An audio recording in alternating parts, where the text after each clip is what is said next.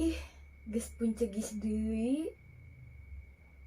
Tanda cinta teh, tanda cinta anu tara bisa dibobodo teh ya.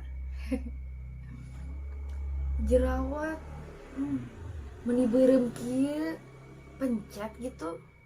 Ah, sieun, sieun peurih, antep wae. Asa ngagokan deui.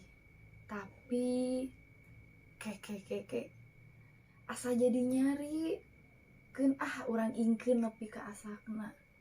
Jiga cinta kuring nu ayeuna keur ngacambah. Kaluar tina kulumudna ngindag cahaya anu sumorot ti soca anjeun. Akang, nya bener jadi panyari. Geuning panyari kana beungeut kuring.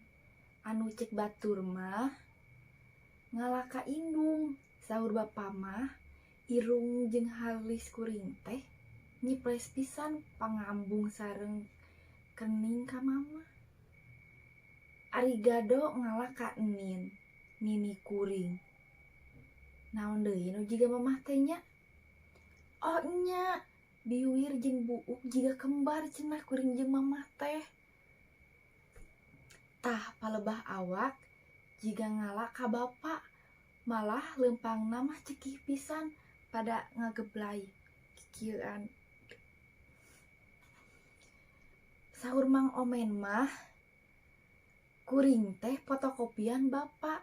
Ari bapa nya ti saha deui ari lain fotokopian ti bapana deui.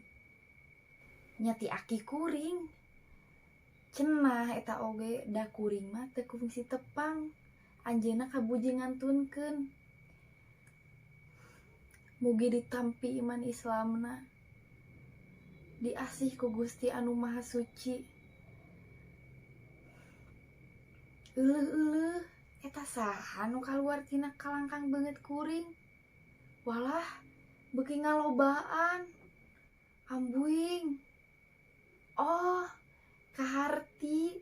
Ayeuna mah nya dina kuring teh aya mama, aya bapa, aya aki, aya ninin, aya bao,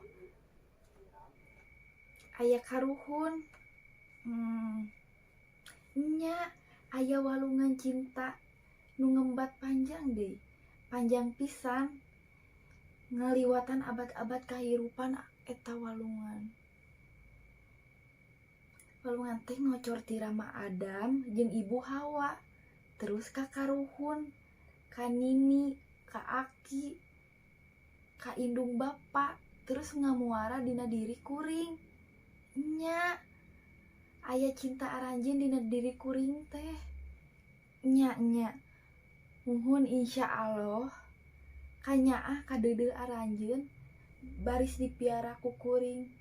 Walungan cinta aranjeun anu ngamuara dina diri kuring moal dikotoran, moal digegeuleuh. Mugi Gusti ngapi ngajarin ka diri abdi. Ayeuna mah hate kuring teh keur meujeuhna bunga cinta mekar dina dada. Bareng jeung jerawat anu melentung dina pipi-pipi.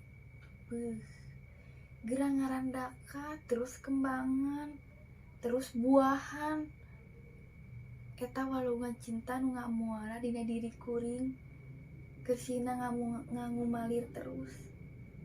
Terus ka anak incu, buyut, bao, terus nepi ka keturunanana.